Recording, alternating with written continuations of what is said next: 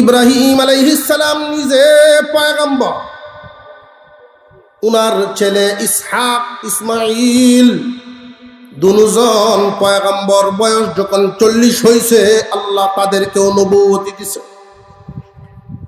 ইয়াকুব আলাইহিস সালাম পয়গম্বর, উনার ছেলে ইউসুফ আলাইহিস সালাম বয়স যখন 40 হইল উনিও নবুয়তি পাইল। দাউদ আলাইহিস সালাম আল্লাহর পয়গম্বর, উনার ছেলে সুলাইমান আলাইহিস সালাম 40-এ পৌঁছলেন, নবুয়তি পাইলেন। কিন্তু আমার আপনার নবীর ব্যাপারে তো ভিন্ন ঘোষণা। উনি শেষ নবী এবং শ্রেষ্ঠ নবী। শ্রেষ্ঠ নবী, শেষ নবী যিনি হবেন, উনার বৈশিষ্ট্য আল্লাহ কোরআনে উল্লেখ করে দিয়েছেন।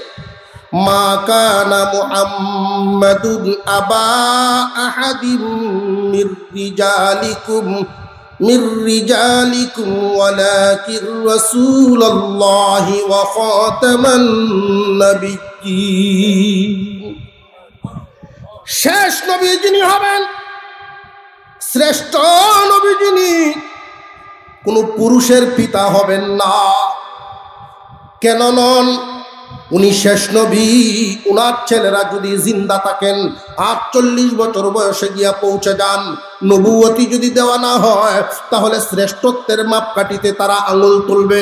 বনি ইসরাইলের লোকেরা, ইহুদি এবং খ্রিস্টানেরা বলবে, আমাদের ধর্মের নবীগণ বাবু নবী, হুতো নবী, নবী।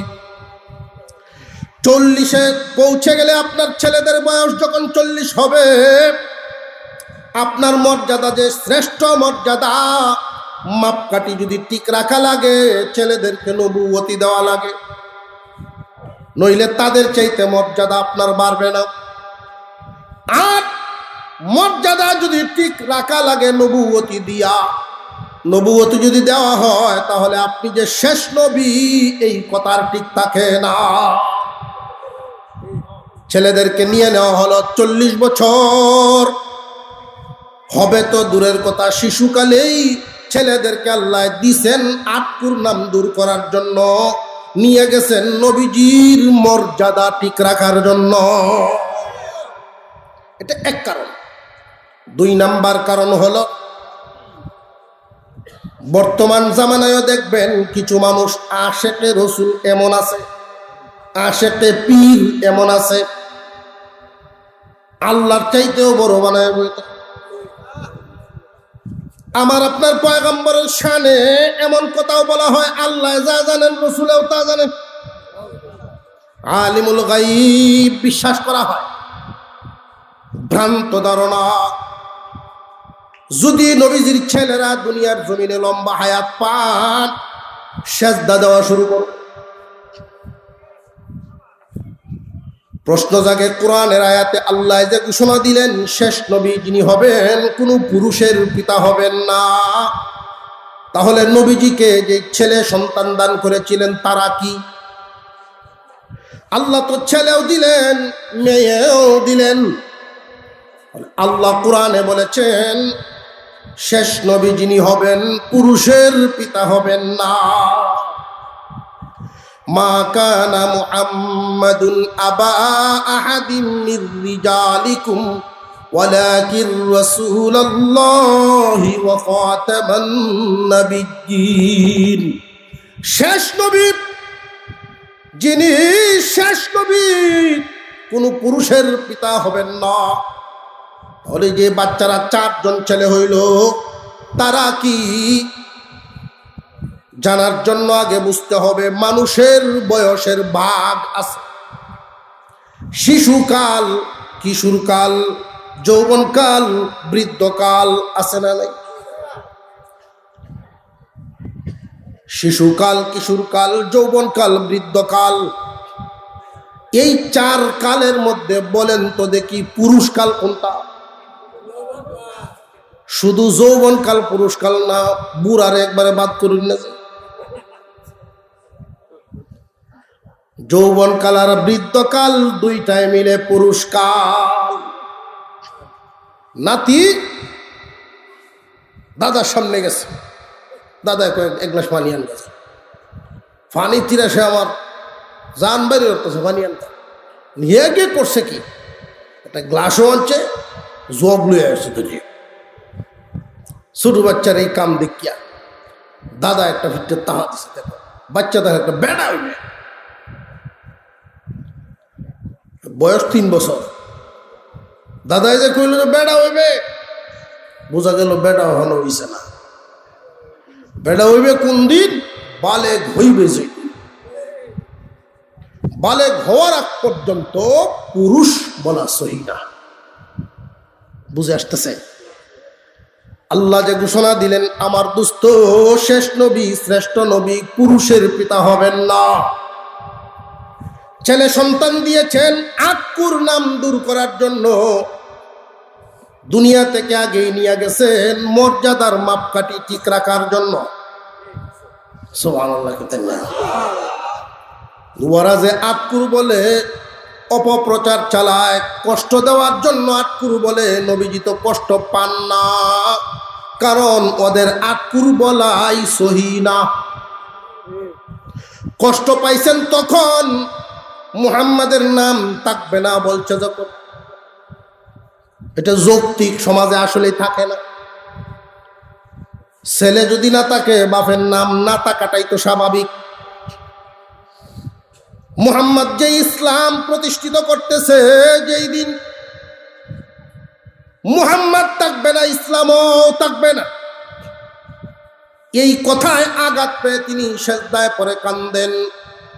আল্লাহ রাব্বুল আলামিন তখন সূরাতুল কাউসার দিয়া জিবরাইল আমিনকে পাঠাইয়া সান্ত্বনা দিলেন, ইন্না আ'তাইনাকাল কাউসার ফাসাল্লি লিরাব্বিকা ওয়ানহার ইন্না শানিআকা হুয়াল আবতার।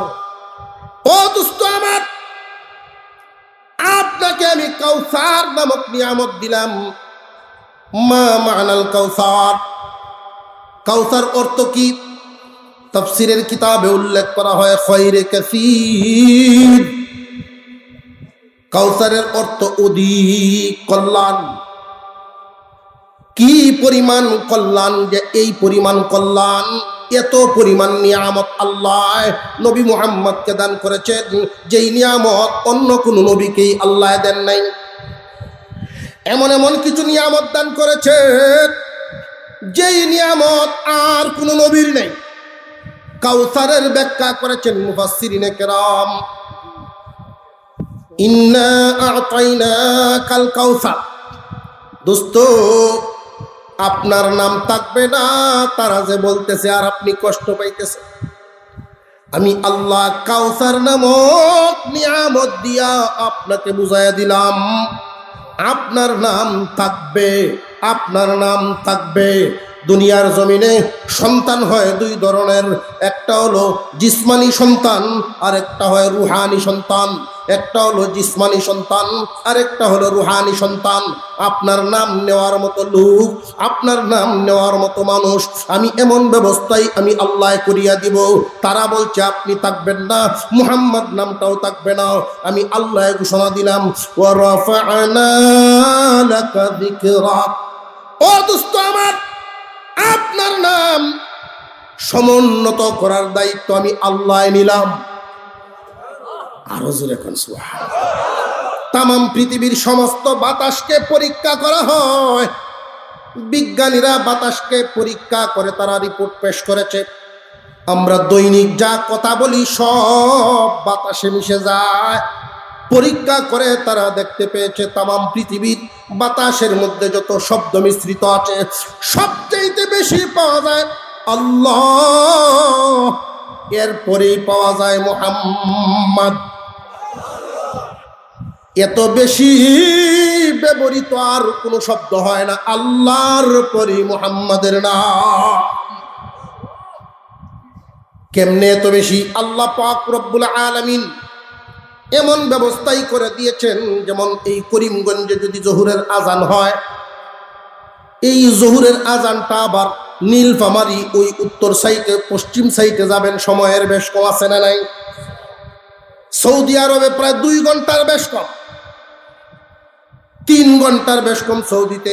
ওমানে 2 ঘন্টার বেশ কম, ইন্ডিয়াতে যান কোনো জায়গায় আধা ঘন্টা, কোনো জায়গায় 1 ঘন্টার বেশ কম, অর্থাৎ 24টা ঘন্টার ভিতরে এমন কোনো সময় নেই যেই সময়ে আজান নাই।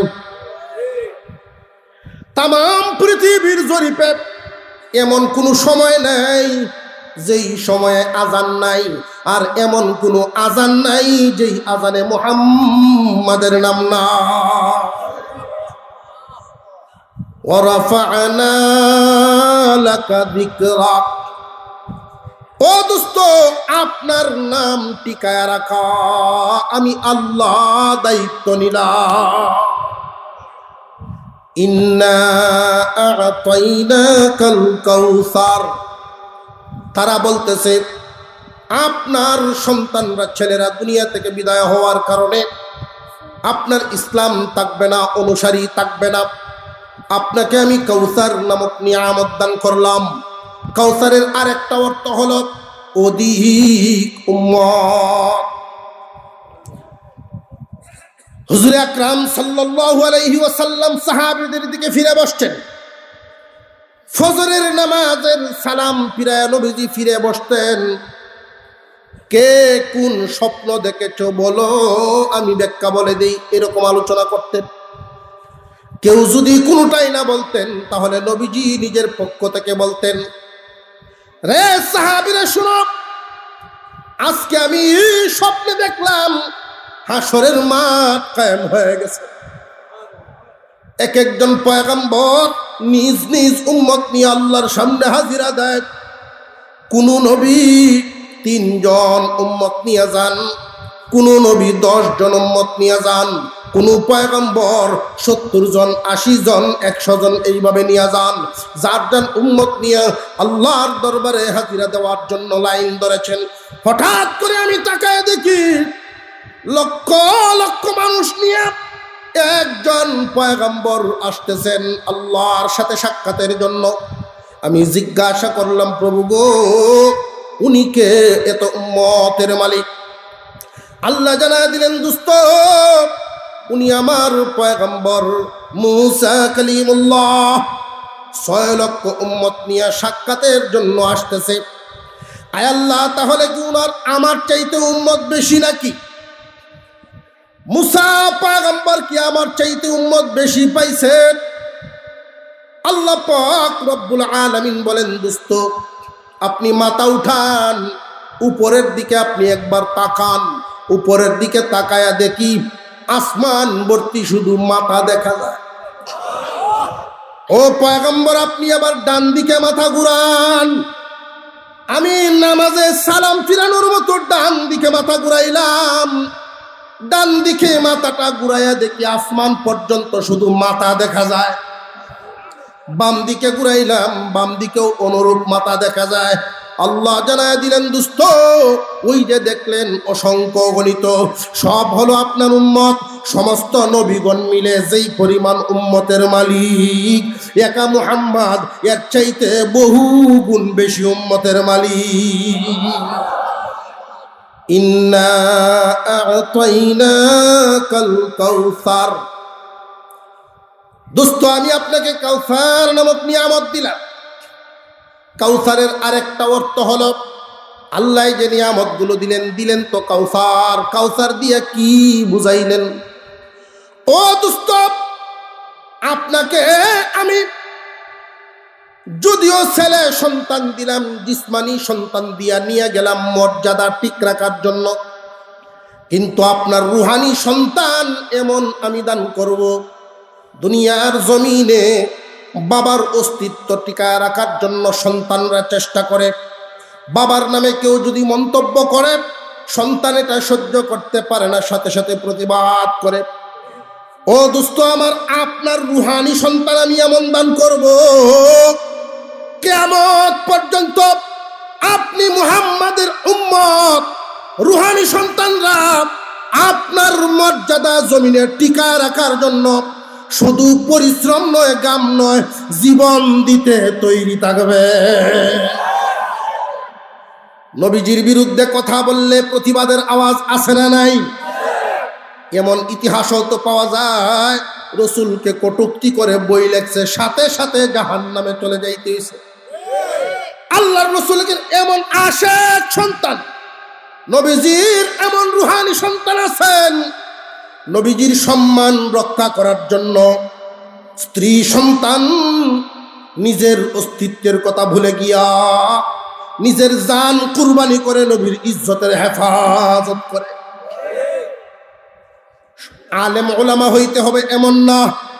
আমরা দেখেছি গার্মেন্টসে চাকরি করে স্কুল পড়ুয়া সন্তান, স্কুলে পড়ে, কলেজে পড়ে, ভার্সিটিতে পড়ে, কিন্তু নবীজির বিরুদ্ধে কথা হইলে তারা চুপ থাকে না, ময়দানে নামিয়ে যায়। আল্লাহ জানাইছেন, দোস্ত আপনার এমন রুহানি সন্তানরা আসবে, কিয়ামত পর্যন্ত আপনার ইজ্জতের পাহারাদারি তারা করবে।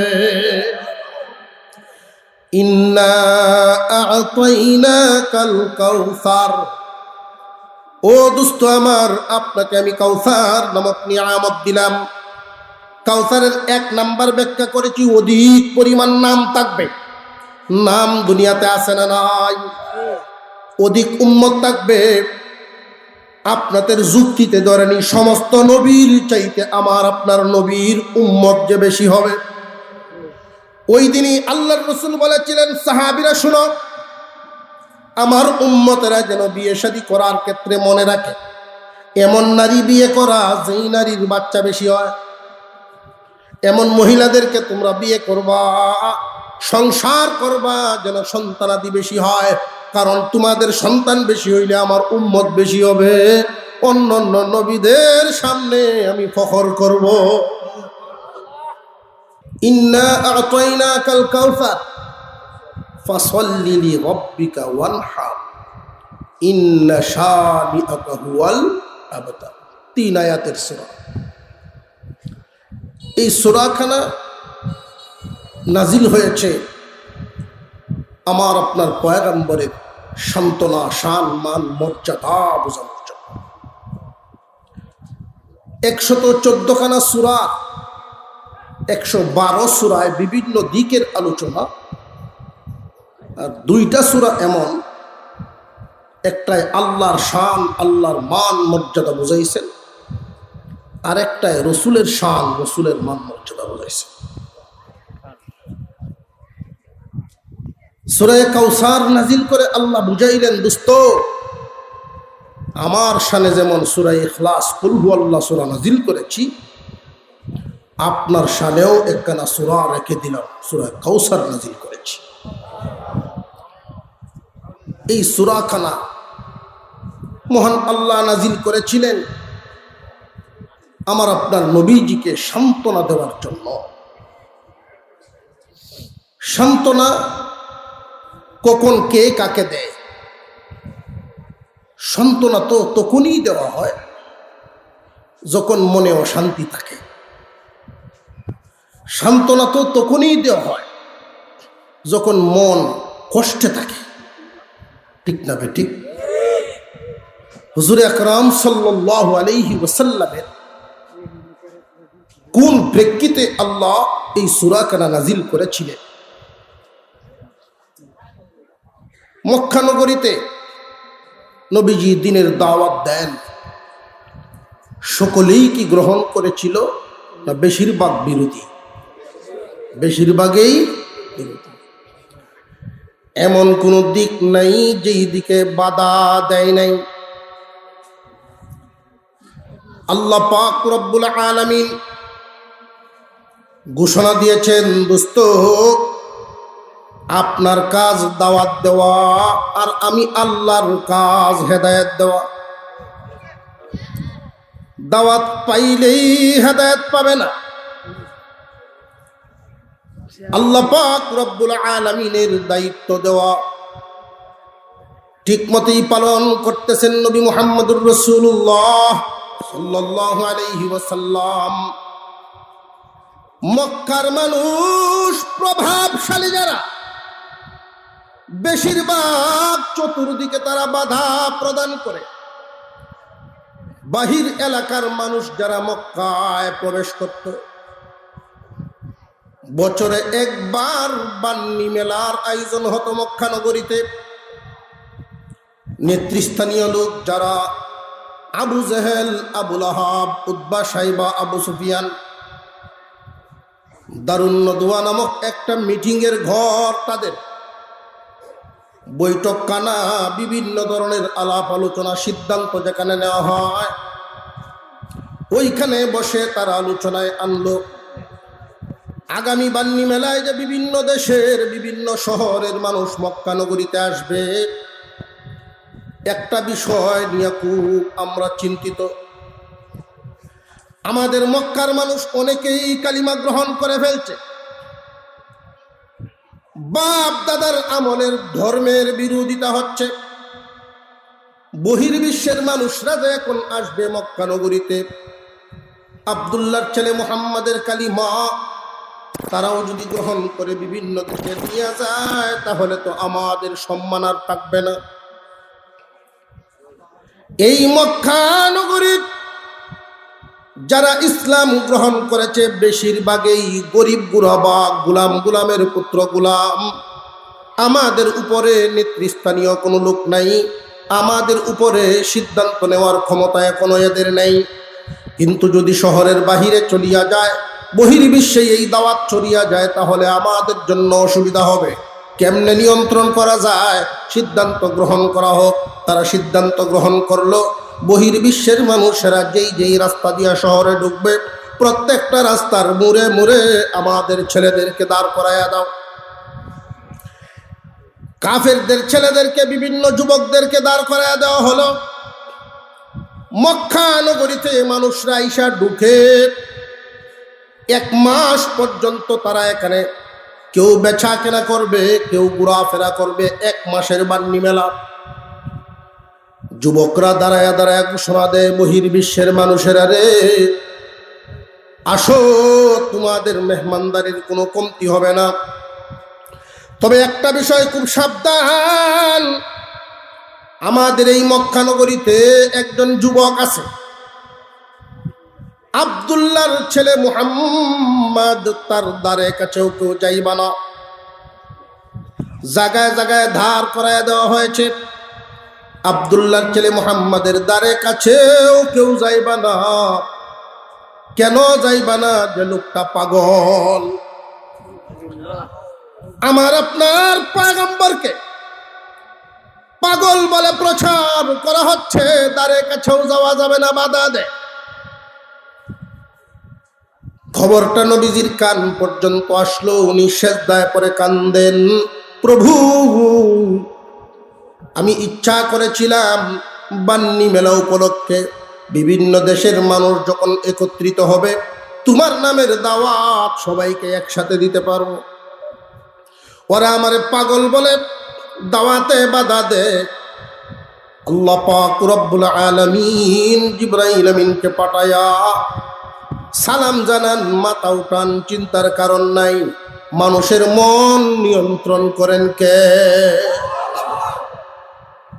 জিবরাইল আলাইহিস সালাম বলেন, পয়গম্বর, আল্লাহ বলেছেন পাগল বলাতে আপনি কষ্ট পাবেন না। ওরা যে আপনাকে পাগল বলছে, এই পাগল বলাই ইসলামের দাওয়াতের সাহায্য বানায় দিবেন। মানুষের একটা স্বভাব হলো, যেই জিনিসে বাধা হয় ওইটার আগ্রহ আরো বাড়ে। একজন আর একজনকে কয় মুহাম্মদকে তো চিনতাম না, নিষেধ করে কারণটা কি? তবে পাগল যেহেতু কয়, একলাও যাওয়া যেত না, আর না দেখতে যাইতাম না। আগে যাও 1-2 গেল, এখন দল বাঁধতে যায়। ইসলামকে আটকানোর জন্য যুগে যুগে যত বাধা আসছে, ইসলামের গতি তত বাড়ছে। ইসলামের উপমা বিভিন্ন বীজের সাথে তুলনা করেছেন আল্লাহ। একটা বীজ মাটির নিচে রাখলে এটা আরো এমন গাছ দেয়, 10টা হয়ে যায়, 20টা হয়ে যায়। ইসলামকে থামানোর চেষ্টা যুগে যুগে যারা করেছে তারা হারায় গেছে, তারা থেমে গেছে। ইসলাম থামে নাই, থামবে না কিয়ামত পর্যন্ত। আল্লাহ হেফাজত। দলে দলে মানুষ নবীজির সামনে যায়, দূর থেকে চেহারা মোবারক দেখে তারা বলেন, না, এমন চেহারার লোক পাগল হতে পারে না। এত সুন্দর মানুষ, ল কাছে যাই, কটা কথা শুনি কি বলেন। কাছে গিয়া নবীজি জবান মুবারকের কথা শুনে দলে দলে সাথে সাথে ঈমান এনেছে বহু মানুষ। তারা যত রাস্তায় বাধা দিল, সফল না বিফল? কোন লাইনেই যেহেতু আটকাইতে পারে না, আর কি করব? আমার আপনার পয়গম্বরকে আল্লাহ নিয়ামত দান করেছিলেন মানুষের জন্য দুনিয়ার সুন্দর দুইটা, মাল এবং আওলাদ। মাল আওলাদ দুনিয়ার সৌন্দর্য, নবীজিকেও আল্লাহ দান করেছেন। কিন্তু আমার আপনার নবীকে যে আল্লাহ আওলাদ নামক ছেলে মেয়ে দান করেছেন, মেয়েরা লম্বা হায়াত পেয়েছেন, ছেলেরা পায় নাই। ছেলেদেরকে ছোটবেলায় দুনিয়া থেকে নিয়ে গেছেন। এই সুবাদে মক্কার কাফের আস ইবনে ওয়াইল নজর ইবনে হারেস, আস ইবনে ওয়াইল নজর ইবনে হারেস জুড়ে জুড়ে চিল্লায়া বলা শুরু করলো, মুহাম্মদ আবতার। নাউযুবিল্লাহ। কোন মুহাম্মদ আবতার? আবতার শব্দটার অর্থ হলো নিঃসন্তান। আরবের প্রচলন অনুযায়ী কারোর যদি শুধু মেয়ে থাকে, ছেলে নাই, তারও আবতার বলা হতো। শুধু ছেলে আছে, মেয়ে নাই, তারও আবতার বলা হতো। কোনটাই নাই, সেও আবতার। বালাকেটা উভয়টা মিললে আছে যারা, তাদের প্রথা অনুযায়ী নবীজি সাল্লাল্লাহু আলাইহি ওয়াসাল্লামের যেহেতু ছেলেরা হায়াত পান না, কিন্তু জন্ম তো হয়েছে। ছেলে যদি জন্ম নেয়, ছেলে মেয়ে উভয়টাই যার হয়েছে, তাদের নিয়ম অনুযায়ী আবতার তাকে বলা যায় না। আবতার হলো, আরেকটু বোঝার জন্য আমাদের আঞ্চলিক একটা শব্দ দিয়া বোঝাই। কেউ কাউকে যদি আঘাত দিয়া কথা বলতে চায়, নিঃসন্তান মানুষটাকে কোন কথাটা বললে এই নিঃসন্তানেরই আরেকটা শব্দ আছে যেটা কলিজায় লাগে। আমাদের অঞ্চলের অনেক মানুষ একে অপরকে কষ্ট দেওয়ার জন্য বলে থাকে আটকুন। কয়নি না? কয় না? একজনের জায়গা নাই, আর একজনের জায়গা থাকে। ভূমিহীন, গরিব, কিন্তু তাকে যদি অন্তরে আঘাত দিয়া কেউ কথা বলতে চায়, আমাদের আঞ্চলিক ভাষায় বলে বাউল্যা। বাউল্যা কইলে এই লোকটায় কষ্টটা কি কম পায় না অনেক বেশি পায়? আটকুর কইলে লোকটাই কি কষ্টটা কম পায় না বেশি পায়? একজন মানুষের একটা ঠ্যাং বাড়ি, এই মানুষেরও আঘাত দেওয়ার জন্য ল্যাংরা কয়। একজনের একটা চোখ সমস্যা, তারে আঘাত দেওয়ার জন্য কানা কয়। মানুষকে আঘাত দিয়া যদি কেউ কথা বলে, কবিরা গুনাহ হয়। কথা বুঝে আসতেছে? হুজুরে আকরাম সাল্লাল্লাহু আলাইহি ওয়াসাল্লাম দ্বীনের দাওয়াতের মিশন চালু করেছেন মক্কা নগরীতে। কোনোভাবেই বিরোধীরা থামাইতে পারে না। আল্লাহর পয়গম্বরের ছেলেগণ পৃথিবীতে এসেছেন, লম্বা হায়াত পান নাই। নবীজির এক সন্তান এতটুকুন বয়স পাইছিলেন, কুলে নিতে পারতেন, ঘোড়ার উপরেও বসাইতে পারতেন, 2 বছরের কাছাকাছি। এই ছেলে যেই দিন ইন্তেকাল করে, মায়া কি কমে না বাড়ে? দিন যত যায় বাচ্চার প্রতি মায়া কমে না বাড়ে? খেয়াল করে দেখবেন, প্রথম দিন বাচ্চা যার হয়, মহিলারা যখন বাপের কুলো দিতে চাই তুলো, সে পায় না, সে পায়। কারণ এত মায়া এখনো লাগে নাই। যদিও বললে শুনলে দিয়াই ভালায় কুলো লইয়া কইল ঘুরে দেবো গামাই, ঠিক না বে ঠিক? এই বাচ্চার বয়স যখন দিন যায় বাড়ে, দিন যায় বাড়ে, আস্তে আস্তে মাস, 2 মাস, 3 মাস, 4 মাস পরে বাবার চেহারার দিকে তাকায়া যখন হাসি মারে তখন কুলো লয়। আস্তে আস্তে ডাক দেওয়া শিখে ফেলছে, মায়া দয়া দিন দিন কমে না, আরো বাড়ে। 2 বছরের কাছাকাছি ছেলে সন্তান দুনিয়া থেকে বিদায়। অপরদিকে কাফেররা বলা শুরু করলো, আর চিন্তা নাই। নজর ইবনে হারেস, আস ইবনে ওয়াইল, রে মক্কাবাসী আর চিন্তা নাই। কেন চিন্তা নাই? যে মুহাম্মদ আবতার, যেই দিন মুহাম্মদ থাকবে না ওই দিন মুহাম্মাদের এই ধর্ম থাকবে না, তার কোনো অনুসারীও থাকবে না, বিটায় বাতিও জ্বলবে না। এখানে একটা প্রশ্ন হলো, আল্লাহর দোস্ত শেষ নবী, শ্রেষ্ঠ নবী, ওনাকে আল্লাহ ছেলে সন্তান দিলেন, মেয়ে সন্তানও দিলেন, দিয়া আবার ছেলেদেরকে নিয়ে গেলেন কেন? যদি ছেলেদেরকে না নিতেন তাহলে তো ওরা আবতার বলে কষ্ট দেওয়ার কোনো রাস্তা পাইতো না।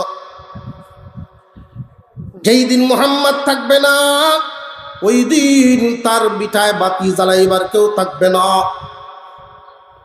নাম নেওয়ার কেউ থাকবে না, মুহাম্মদকে কবরে কে নামাবে? আল্লাহ পাক রব্বুল আলামিনের পয়গম্বর যখন শুনলেন আকুল আবতার এতটা কষ্ট পান নাই, যখন শুনলেন ইসলাম থাকবে না, যেই ইসলামের জন্য তায়েফে রক্ত জড়াইছে, সেজদায় পরে কান্না শুরু করে দিলেন, আল্লাহ সত্যি কি আমি যেই দিন থাকবো না ইসলাম থাকবে না? আমি যেই দিন থাকবো না আমার নাম নিশানা নাকি থাকবে না? সমাজের প্রথা অনুযায়ী মানুষের নাম টিকে থাকে তুলনামূলকভাবে মেয়েদের চাইতে ছেলেদের দ্বারায়।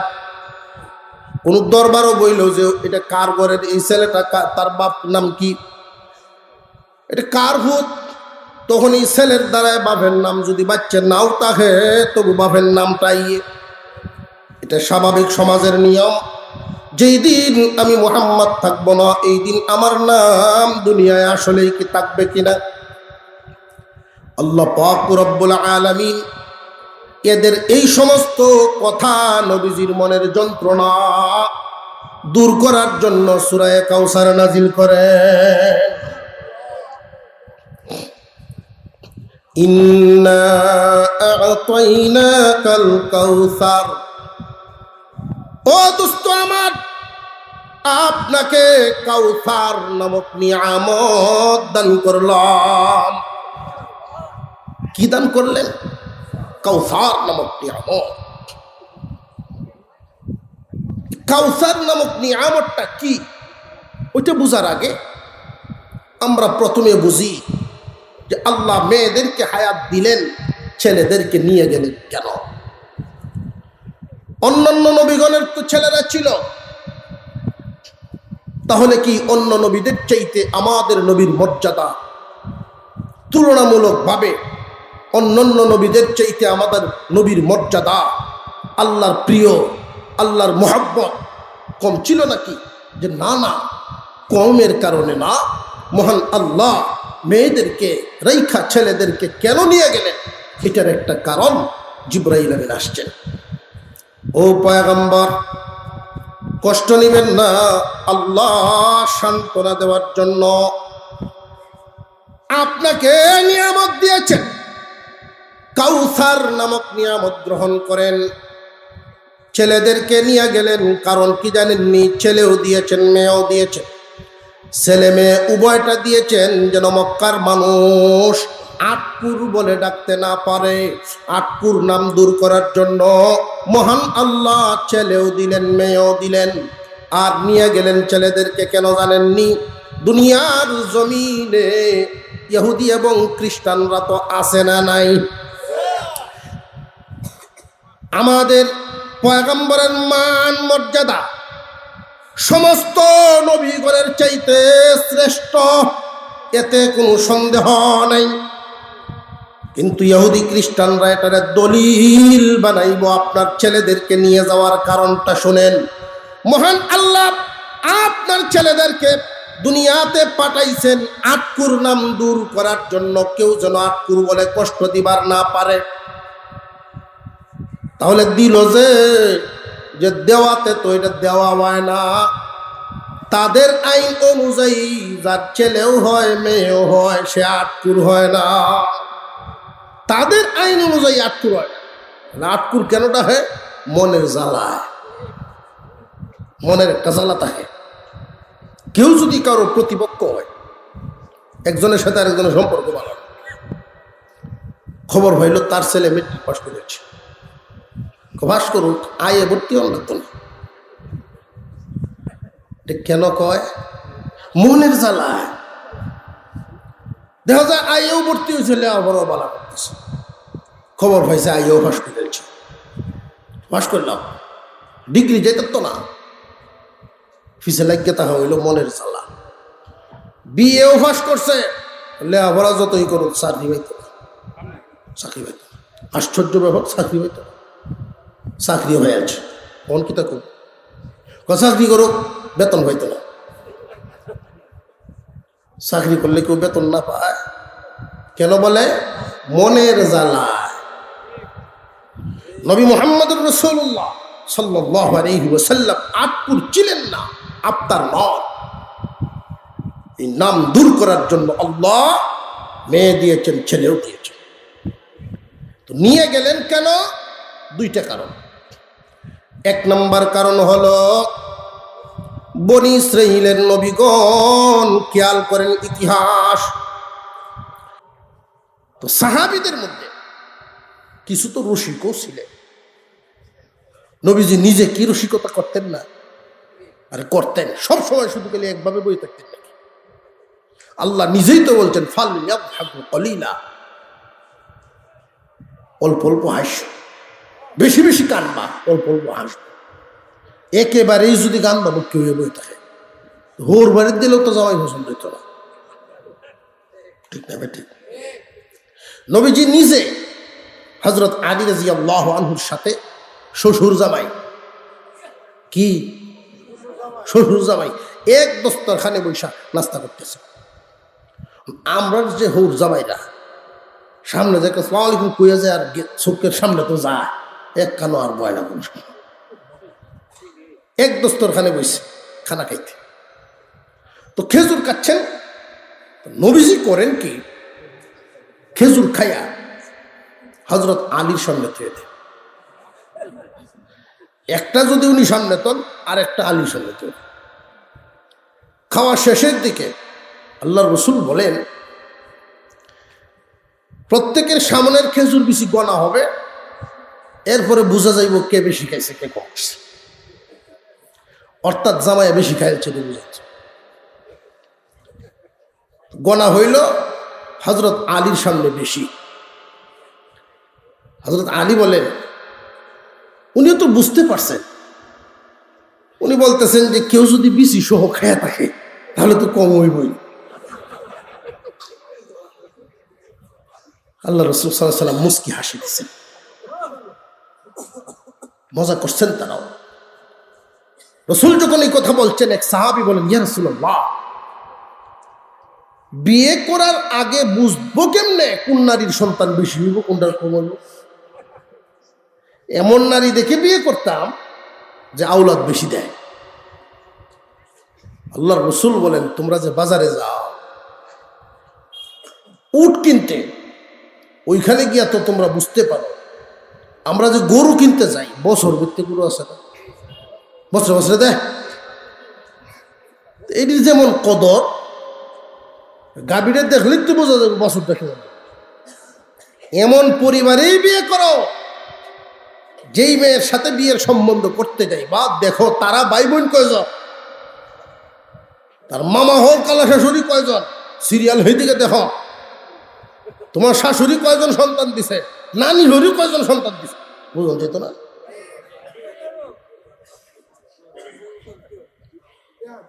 গুড়া বেচতেছে বাজারও নিয়ে, ভাই এই গুড়া কি দৌড়ে বালা?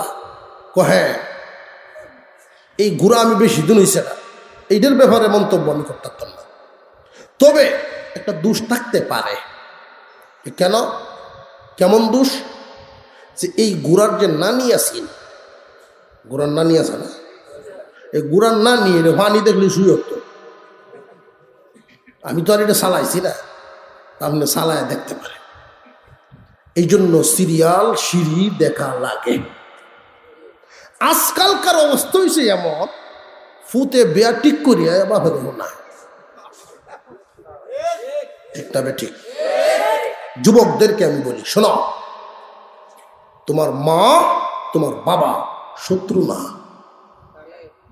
তোমার জন্য একটা খারাপ মেয়ে আনবে এটা ভাববে না, তোমার পছন্দ হবে না এমন মানুষ আনবে না, তারা আত্মীয় করবে সব দিক চিন্তা করে। দুইটা মানুষই শুধু আত্মীয় হয় না, একটা আত্মীয় হইলে আত্মীয়দের আত্মীয় সব সাইড মিল করে আত্মীয় হয়। তোমার আব্বা আম্মা যদি পছন্দ করে আইনা দেয়, এটা লইয়া জীবন কাটায় দেখো, আগের মানুষরা সুখেই জীবন কাটাইছে এই নীতি মানার কারণে। আর এখনকার সময় তুমি একা মন চাহি ঘুরা দৌড়ানোর কারণে ডিভোর্সের হার, তালাকের হার দিন দিন অশান্তি শুধু বাড়তে আছে। একটা কথা না বললেই না, স্মরণ হয়ে গেছে জন্য বলে দিচ্ছি, এই জাতীয় কেস মামলা জারি হয়, অঘটন করতে যায় না এরকম, পাড়া মহল্লার ঘরে মায় মাতাব্বররা মিলিয়া বাউসাও করে দেবে। এই বাউসাও করার গিয়া দেখছি ছেলের বাপের আনছে, তোমার ভূতে যেই কাম করলো, ফুতেই কাম করছে, মেয়ের কোনো দোষ নাই। যদি দেখা যায় এই মেয়েটাকে জোরে ধরে অপহরণ করে নিয়ে গেছে, তার শাস্তি হবে একরকম। আর যদি দুজন মিলিয়ে গে থাকে, তাহলে এই ছেলের বাপরে আইন নিয়ে দেখা গেছে এমন বিচার হয়, পাঁচ কাটা ক্ষেত্রে কে দেও,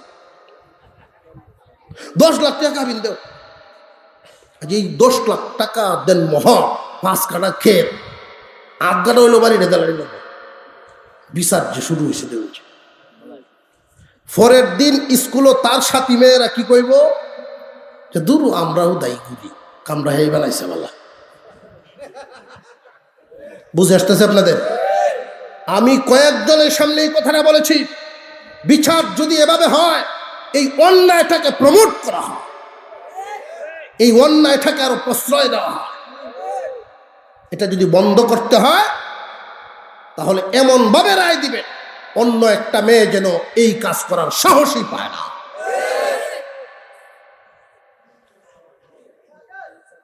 আমরা অন্যায়টাকে আরো এমন ভাবে প্রভোগ করে দিই, আরেকটা সাহস পাইব। খুব সাবধান। নবীজি বললেন, এমন মেয়েকে বিয়ে করো যার আওলাদ বেশি হবে। উদ্দেশ্য কি? উম্মত বেশি হওয়া। কিন্তু নবীজির এই কথার বিরোধিতা করার মতো লোক সমাজে আছে না নাই? পরিচয় দেব মুসলমান। পরিচয় কি? وَكَذَلِكَ جَعَلْنَا لِكُلِّ نَبِيٍّ عَدُوًّا شَيَاطِينَ الْإِنسِ وَالْجِنِّ يُوحِي بَعْضُهُمْ إِلَى بَعْضٍ زُخْرُفَ الْقَوْلِ غُرُورًا। আল্লাহ বলেন, এমন কোন নবী নাই যেই নবীর বিরুদ্ধে শয়তান নাই। প্রত্যেক নবীর দাওয়াতের বিরোধিতা করার জন্য মাঠে ময়দানে শয়তান ছিল দুই জায়গা থেকে, মানুষ থেকেও শয়তান, জিন থেকেও শয়তান। শুধু জিন শয়তান না, মানুষ শয়তানও আছে। নবীর দ্বীনের বিরোধিতা করার জন্য শুধু কি জিন শয়তান না, মানুষ শয়তানও আছে। আল্লাহর রাসূল বলেন আওলাদ বাড়াও। আল্লাহ নিজে বলেছেন লা তাকতুলু আওলাদাকুম মিন ইমলাক নাহনু নারযুকুকুম ওয়া ইয়্যাহুম। তোমরা তোমাদের সন্তানদেরকে হত্যা করো না জন্ম নিয়ন্ত্রণের মাধ্যমে। খুব সাবধান, রিজিকের ভয়ে, বরণ পোষণের ভয়ে, ফাল্লার ভয়ে, কেমনে মানুষ করাম এই ভয়ে সন্তান হত্যা করবা না, সাবধান। কারণ তোমরা আমি আল্লাহ খাওয়াই, আমি রিজিক দেই। নাহনু নারযুকুকুম, তোমাদেরকে আমি রিজিক দেই। ওয়া ইয়্যাহুম, তারারেও এইভাবে রিজিক দিব। রিজিক দেওয়ার মালিককে, এই বিশ্বাস আমাদের আসেনি। কিন্তু যারা কয় একটা ছেলে একটা মেয়ে, একটা ছেলে একটা মেয়ে যথেষ্ট, লেখেনি না, লেখে না। মানুষ বাড়ে বছর বছর, জমি তো আর বাড়ে না। বাড়তি মুখে খাবার দিতে কেউ কোনোদিন পারে না। নবীর কথার পক্ষে হইল না বিপক্ষে? আল্লাহ বলেন রিজিক তোমরারে আমি দেই, তারারেও আমি দিব। সন্তান হত্যা করবা না, জন্ম নিয়ন্ত্রণ করবা না, বরণ পোষণের বয়ে মানুষ কর্ম কেমনে জানিয়ে রাখবেন। এক বাপের এক ফুট ওইলেই যে মানুষ হইব গ্যারান্টি নেই। এক বাপের এক ফুট ওইলেই খালি মানুষ হয়নি, বরং এমনও তো আছে এই এলাকার থেকে শয়তান রিটায়ার্ড পাইছে এর কারণে। এলাকার সকল শয়তানির জিম্মাদারি হেরুল এমনও আছে না, নাই? সৎ পথে চলার কারণে গরিব মানুষ মুঠা ভাতে মুঠা কাপড়ে দিন যাপন করেছে। ৫-৭ জন সন্তানের পিতামাতা, এমন পরিবারও আছে, কিন্তু প্রত্যেকটাই মানুষের মতো মানুষ। রিজিক দেওয়ার মালিককে সাবধান। যুগে যুগে জিন শয়তানও আছে, মানুষ শয়তানও আছে। মানুষ শয়তান কারা? আল্লাহর নবীর দ্বীনের বিরোধিতা করে যারা। কোরআন শরীফে স্পষ্ট ভাষায় আল্লাহ বলে দিয়েছে, যুখরুফাল কাউলি গুরুরা, চমকপ্রদ কথা, আকর্ষণীয় কথার মাধ্যমে আল্লাহর দ্বীন থেকে মানুষকে মুখ ফিরাইয়া নিবে, এমন মানুষ শয়তান আছে। ইন্না আ'তাইনাকাল কাউসার, ও দোস্ত আমার, আপনাকে আমি কাউসার নামক নিয়ামত দিলাম। কাউসারের আর একটা অর্থ বলেই আলোচনা শেষের দিকে যাবে। কাউসারের মোট অর্থ করেছেন মুফাসসিরিনে কেরাম। তাফসিরে বাহরে মুহীতের মধ্যে 26টা অর্থ করেছেন। কাউসারের একটা অর্থ হলো কিয়ামতের দিন ইসরাফিল আলাইহিস সালামের সিংহার আওয়াজ হবে।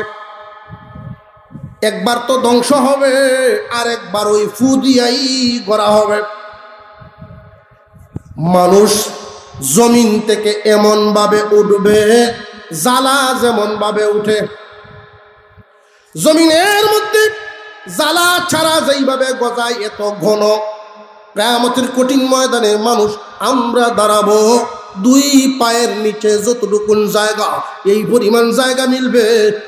সময় হবে 50,000 বছর সমপরিমাণ। দাঁড়ায় থাকতে হবে হাসরের মাঠে। কবর থেকে মানুষ উঠবে, ধুলাবালি ঝাড়তে থাকবে। ওই কবরের মধ্যে মানুষ কতদিন থাকবে? স্টেশনের মধ্যে কি পরিমাণ লম্বা সময়। পানির পিপাসায় বুক চৌচির হয়ে যাবে, হাহাকার করতে থাকবে, পানি পানি করতে থাকবে। ওই সময় হাসরের মাঠ থেকে আল্লাহ পাক রব্বুল আলামিন কবর থেকে যে মানুষ হাসরের মাঠের দিকে, কবর থেকে উঠে উঠে হাসরের মাঠের দিকে যে যাইতে থাকবে, সব মানুষ নবীগণ সহ সব হাঁটিয়া যাবে। একজন মাত্র মানুষ, একজন ব্যক্তিকে আল্লাহ ওই দিন মর্যাদার সাথে নিবেন। আমার আপনার পয়গম্বরকে আল্লাহ বলেন, ইন্না আ'তাইনাকাল কাউসার, দোস্ত আপনাকে আমি কাউসার নামক নিয়ামত দিলাম। কাউসারের এই একটা অর্থ মুফাসসিরিনে কেরাম বলেছেন, কিয়ামতের দিন আমার আপনার পয়গম্বরকে আল্লাহ একটা সোয়ারি দিবেন, একটা উট দিবেন। এই উটের উপর নবীজি সোয়ার হবেন।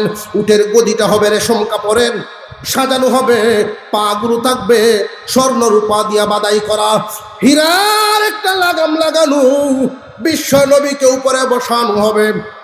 আল্লাহর রাসূল সাল্লাল্লাহু আলাইহি ওয়াসাল্লাম সোয়ার হয়ে বলবেন, আল্লাহ আমার এই উটকে ধরে ধরে সামনে নিবে।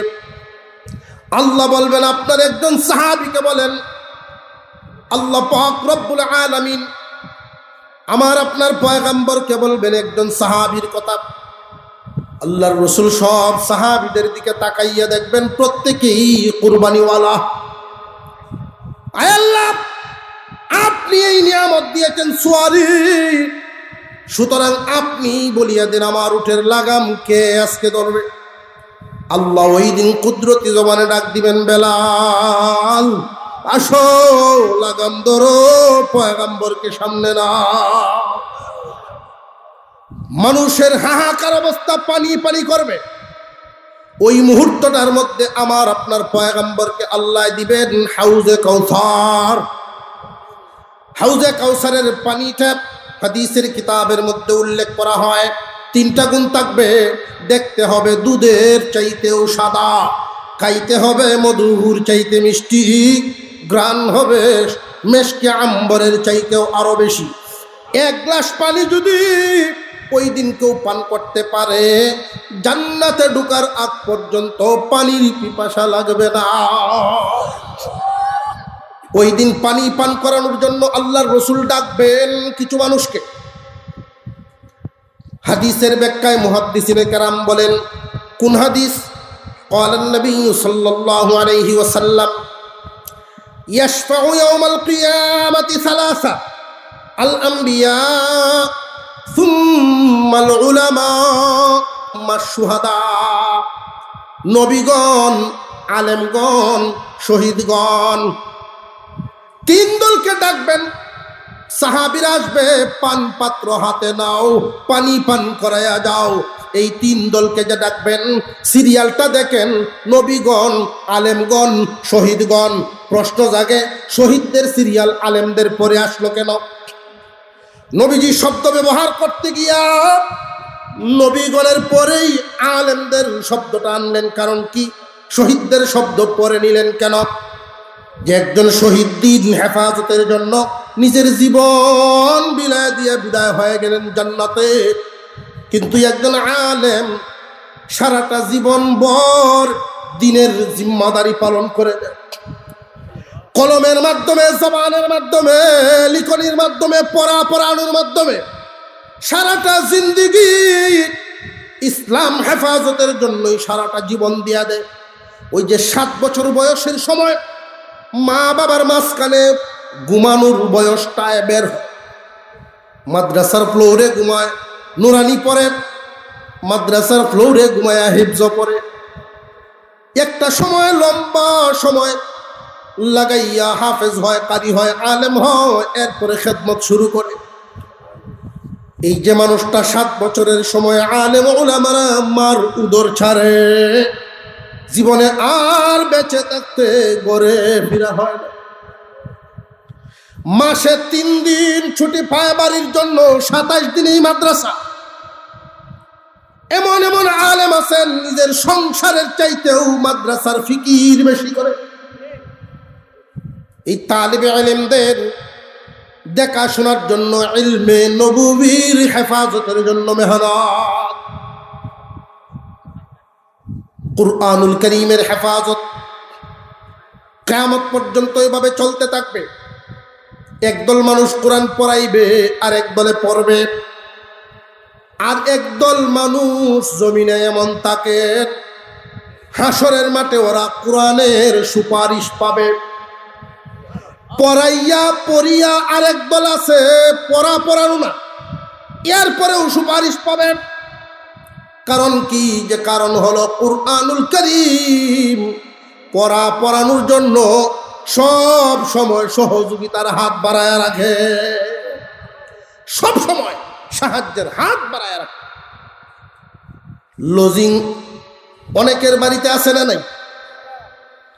একমাত্র আল্লাহকে খুশি করার জন্য লজিং রাখে। উদ্দেশ্য একটাই, এই উসিলায় আল্লাহ আমার চালাইতো হাসরের মাঠে নাজাত দিত। মাদ্রাসাগুলো চলতেছে, কেউ না কেউ সহযোগিতা করতেছে। সবার মাল আল্লাহ সব জায়গায় লাগায় না। একই খোলার ইট আল্লাহর ঘর মসজিদও হয়, আবার বাথরুমও হয়। বান্দার পয়সা সবার আছে, সবাই সব জায়গায় লাগায় না। জিন্দিগি যতদিন থাকবে, যতদিন বেঁচে থাকবেন, কোনো না কোনো ভাবে যদি দেখেন দিনের একটু ফায়দা হয়, কোরআনের একটু খেদমত হয়, এই গুলামির সাথে সারাটা জীবন লাগায় রাখবে। সব সময় তো এক হালতে মানুষের জীবন যায় না। আল্লাহ কখনো সম্পদ দেন, বাড়ান কমান, যখন সম্পদ থাকে কাজে লাগায় দেন।